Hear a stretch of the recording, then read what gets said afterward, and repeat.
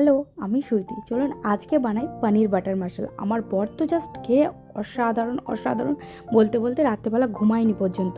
প্রথমেই 400 গ্রাম পনির নিয়েছিলাম, সেগুলো ভালো করে জলে ধুয়ে নিয়ে কিউব করে কেটে নিয়ে কড়ার মধ্যে দুটো বাটার কিউব নাচানাচি করিয়ে নুন আর লঙ্কা গুঁড়ো দিয়ে ভেজে নিয়েছিলাম জাস্ট। দেন ওই প্যানের মধ্যেই পেঁয়াজ, টমেটো, কাজু, শুকনো লঙ্কা আর চারমগজ আর কিশমিশ অ্যাড করে ভালো করে ব্লেন্ড করে নিয়েছি।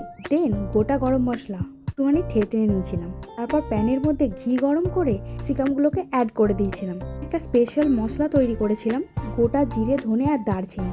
এই মশলাটাও অ্যাড করে দিলাম। দেন এড করে রাখা পিউরিটাও দিয়ে দিলাম প্যানের মধ্যে, দিয়ে ভালো করে একটু জল দিয়ে তেল ছাড়া অবধি জাস্ট নেড়ে নিলাম।